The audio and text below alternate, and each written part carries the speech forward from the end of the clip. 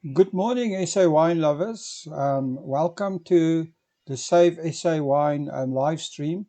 And this morning we come to you from a very cold. It's 8 degrees outside in the winelands. It's raining, and of course, the best thing to do is to start the day with a cup of coffee. And where else could you find a proper and nice cappuccino or a flat white or a coffee than at Jordan Bakery? And make sure you run over to Jordan Wines and visit the bakery. It's also a fantastic place to visit for breakfast. So it's a good morning this morning to actually go find a hot breakfast in the wineland somewhere at one of our fantastic breakfast places.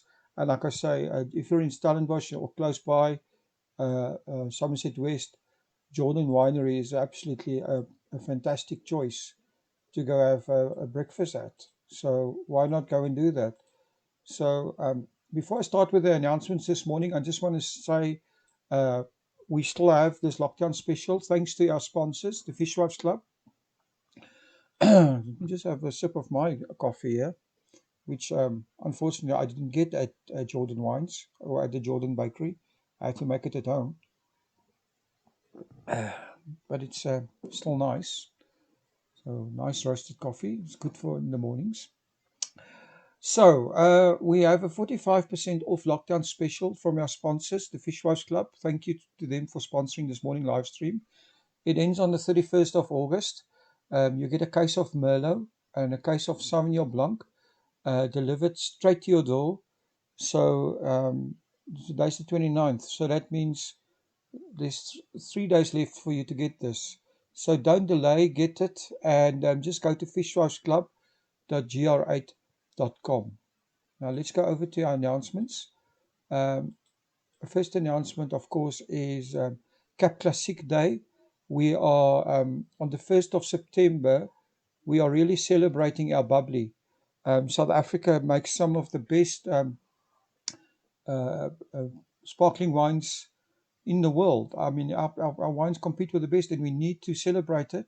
And what you can do is, if you're going to buy your loved one flowers for the 1st of September, Spring Day, which is Tuesday next week, why don't add a bubbly? Add a bottle of Cap Classic, right?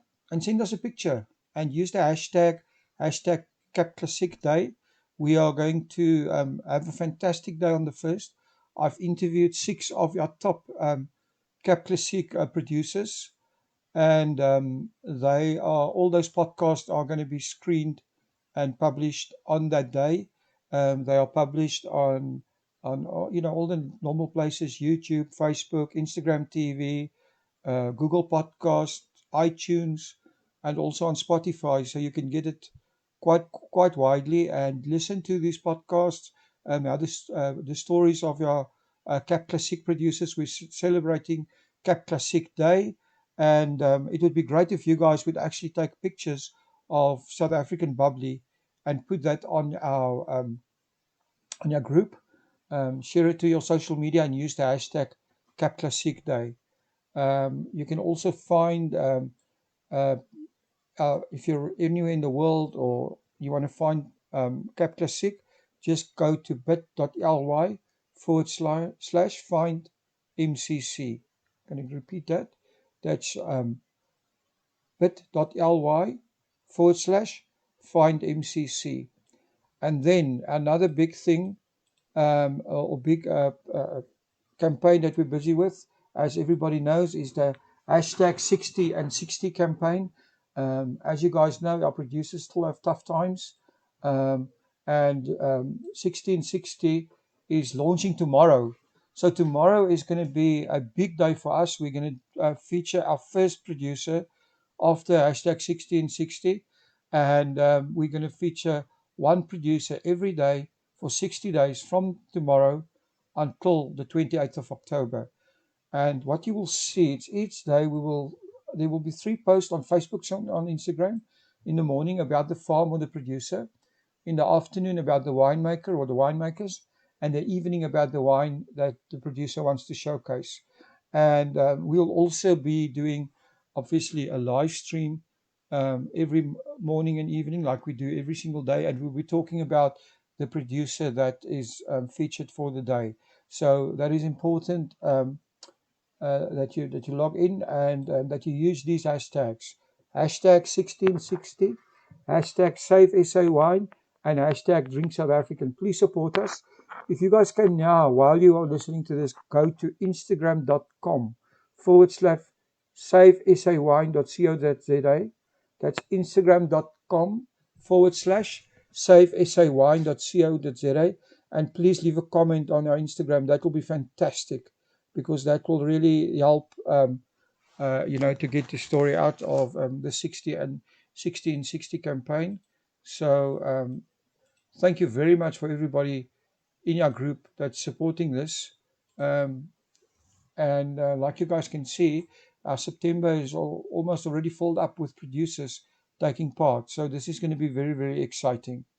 Um, we also want to ask you, well, actually, I just want to thank you guys. We just passed 55,000 people on our Facebook group, the facebook.com/groups, SaveSAwine, has passed 55,000 people, which is fantastic.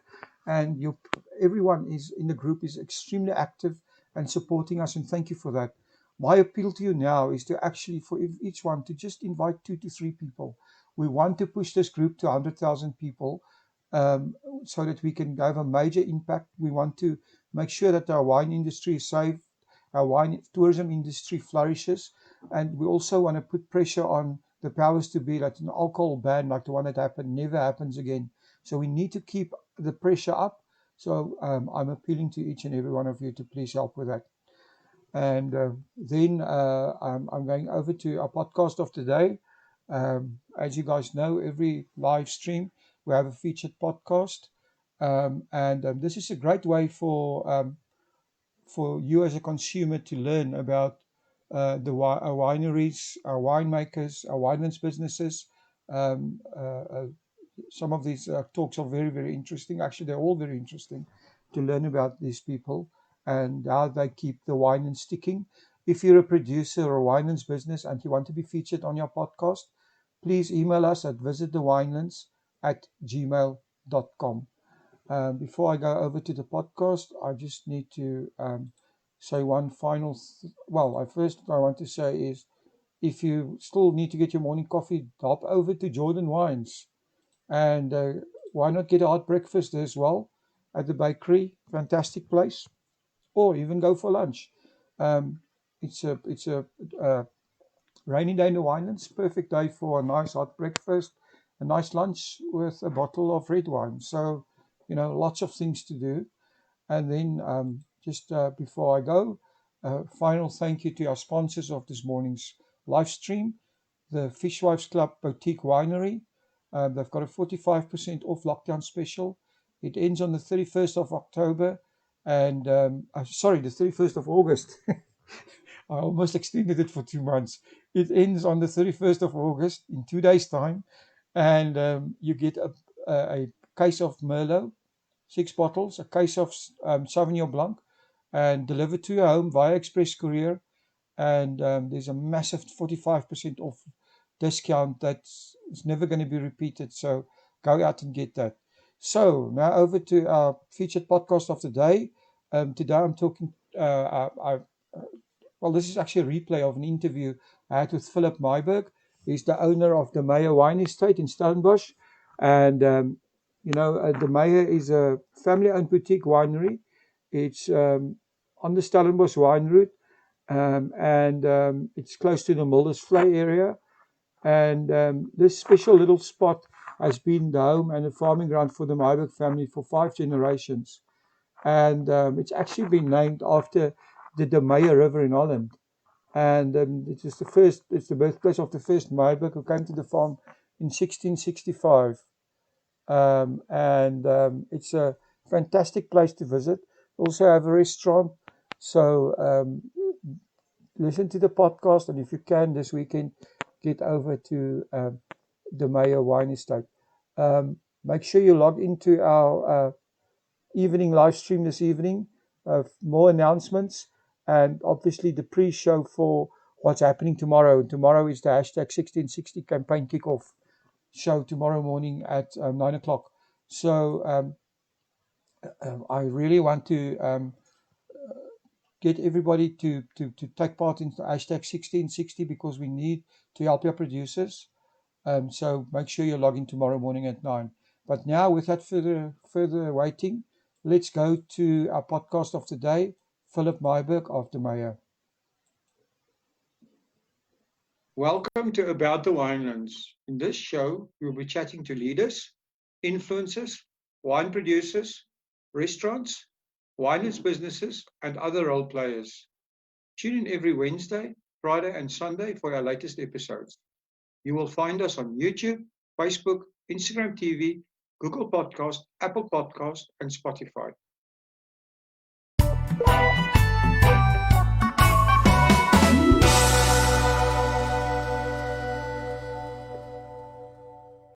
Good day, everyone, and welcome back to About the Winelands. Today, I'm speaking to Philip Myburgh of the Meye. Welcome, Philip, to About the Winelands. Thank you very much. Good to be here. Well, it's such a pleasure talking to you. I mean, I've been to you. I've been to your place, which is absolutely beautiful. And, I've always thought it would be great to actually interview you. So can you tell us a little bit of the history? I mean, you're the fifth generation Myburgh on your farm. Tell us a bit of your history and, yourself also, how you got involved in the wine industry and of the Meye. Yeah. I always say fifth generation to be farming in the area because I'm not part of the farm is part of the old family farm, but as most family farms, pieces were different family members took over different sections and some were added on, etc. But let's say farming in Mulservlei, fifth generation. So it's, let's say where we are now, the part where the cellar is, that was added on in 1980. My father did that. My cousin's farm next door to me at Stellenbosch, and which is very nice to have. There are a lot more family members in the area, which is one is rather lucky having being in the same area for a long time, and farming with family next door. And there are also friends that are other families, not related, that have been farming in this area, the Starks, the Cedarwalls, also for a few generations. So there's quite a connection in the area. Well, that's awesome. Have you always been farming with vines? The farms, are, like most farms in the past, were very mixed. We've only been solely vineyards for the last, I'd say, 15 years. When probably not. Every now and then we plant vegetables, etc., but not on a large scale. We do have lavender, which is also not on a large scale. But before that, the farming was very mixed in this area. There was always vineyard, but with, say, dairy, vegetables, fruit trees. You pretty much cattle and chickens, pigs. So whatever, and sheep, whatever you can think of, they farmed with. I think my father farmed with everything. Whenever he thought of a new idea, he started farming with it, which is probably wasn't the best thing to do, but because you couldn't, bit of a jack of all trades in the end. You should focus on a few things, I think. That's what we thought. But then you have a look at the other point of view and you think, have all your eggs in one basket. I don't know. So I don't know what the answer is. I think that answer has changed a lot now. There's a lot of people that focused on the tourism industry in the whole business and never thought that the worldwide tourist industry would come to a standstill. So, that all the eggs in one basket theory has been tested severely in with what we're having at the moment. You're right. I think up until sort of a week before they announced we were going into lockdown, let's say for the Meye, our most stable income was call it the hospitality side. Whereas when I say hospitality, cellar door and restaurant and venue income. and within 10 days that was non-existent. That's So, amazing. Yeah.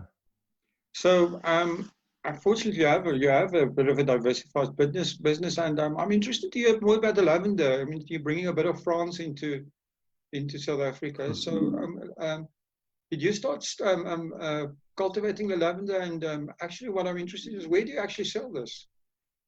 Yeah, so the lavender, we started off just planting lavender for oil, and my thinking was probably close to 20 years ago now. It's always remained small. It's never, my idea was that if you're farming, that you could add value, that you could make products with your lavender, with the lavender oil, added to different things, which quite honestly I haven't done. So we've just been selling the oil to a few health shops and from the farm.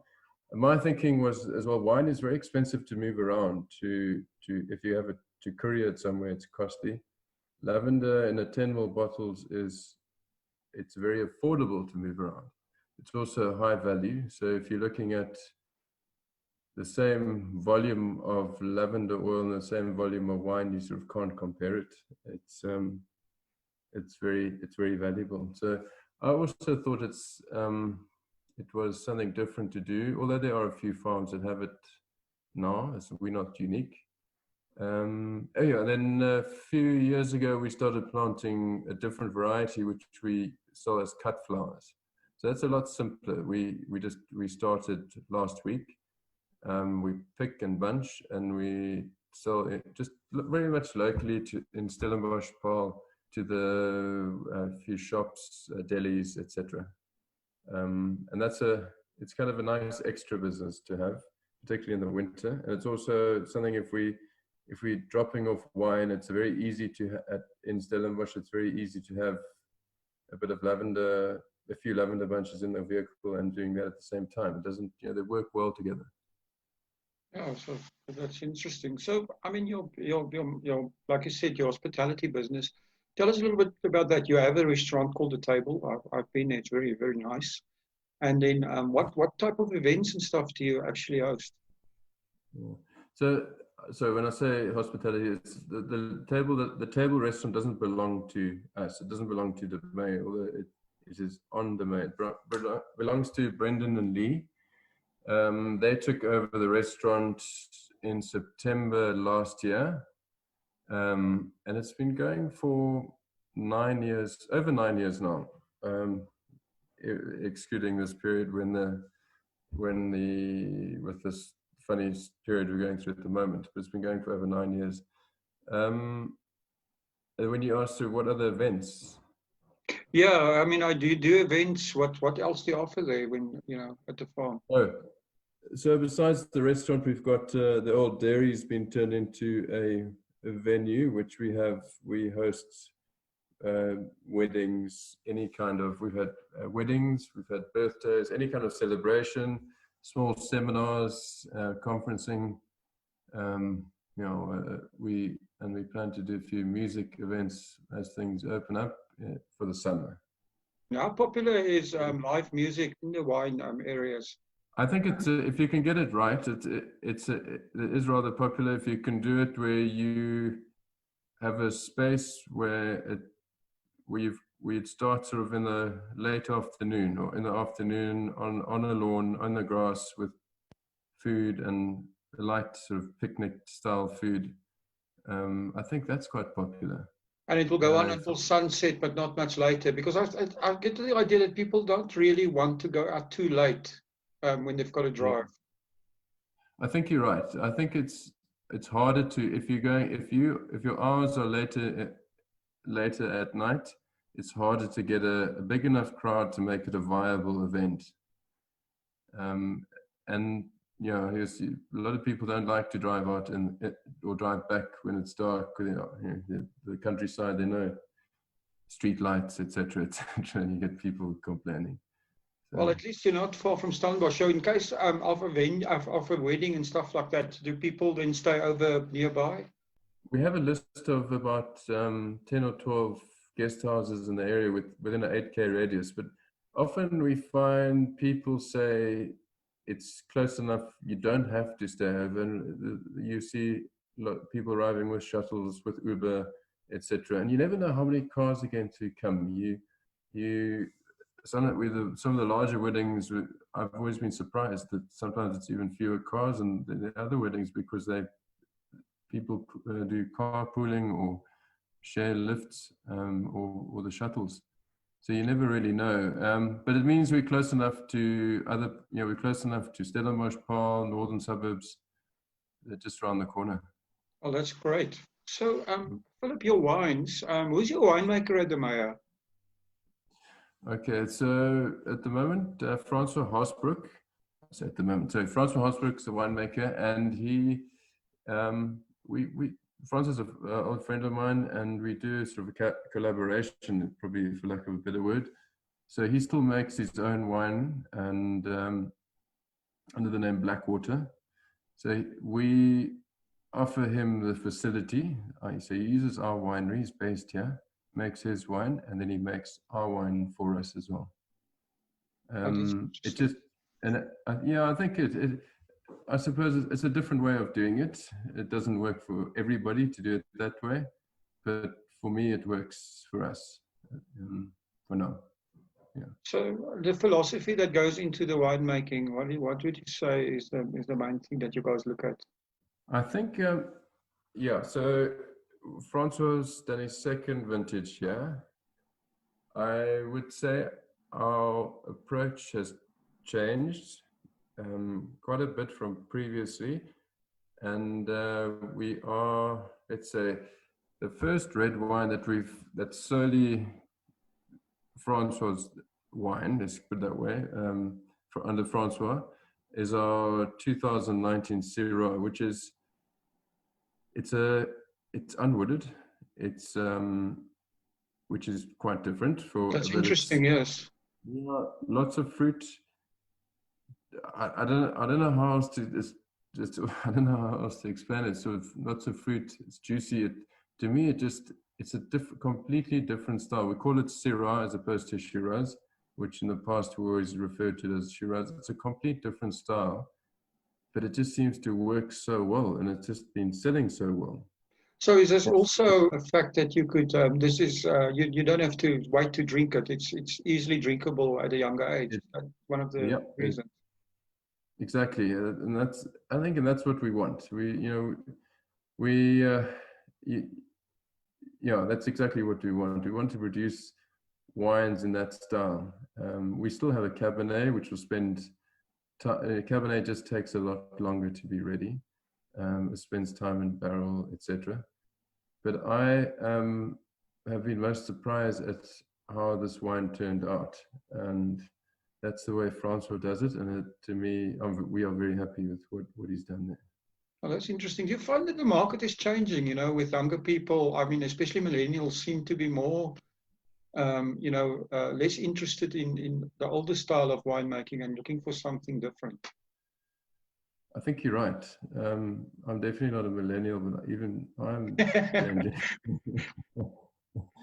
No, I think you're right. It's definitely like that. And I was listening to a talk the other day and it was three American people Americans are based in very big wineries, and they're the communication, and they were just saying that millennials also, because there was an article quite recently saying that millennials are the biggest threat to the wine industry from the point of view that they're not interested in wine, or they haven't taken to wine like the former generations have. I suppose there's just too much choice. But what they also said was, with millennials, you don't try and fool them. Be honest about it. If you have a virtual cellar or virtual winery, don't pretend there is actually, you tell them it's a brand that you buy in, and you do this and you do that.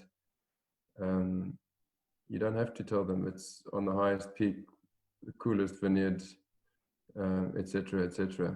Be honest with them, and that's what they're after: honesty, truthful. Being the truth. I think I'm going off the topic there. No, you're not, because I think also, I mean, part of that truth is things like sustainability and biodiversity, and even people looking at things like vegan wines and stuff like that, which is, is the trend. Yeah. Yeah, I was listening to a thing. I'm trying to think of his name now. The boss of Patagonia, the clothing company. I was listening to an interview with him, Mm-hmm. and he spoke of, I think I've got the word right, regenerative agriculture, as in where everybody was talking about. They're saying, everything is organic and blah blah blah, but also sometimes at a cost. It's also about, yes, organic, but building up the soil. Often there's still topsoil dust, even that you're growing things organically and etc. etc. But so you got to go a step further, and keeping, just putting back more and more than just. I don't think organic is enough. Not that we're organic, but we like the idea, and it's a process that we'll work towards. But you can still build up your soil in the meantime. So that's interesting. I also think that, I don't know if I'm making sense. No, it does. But I think that the Cape Winelands has a huge advantage in that, if you go to like the big European wineries, it's almost like a production factory, in terms of they're making huge volumes, and it's not necessarily as tourism friendly as we are in the Western Cape. And it gives us a major advantage because people will still go for the experience, even if they drink a little bit less wine. They're still going to drink they're still going to buy some wine, but they're also going to experience the environment and all the other things that you can offer in a diversified offering of tourism as a lifestyle, rather than just buying wine and taking it home. Yeah,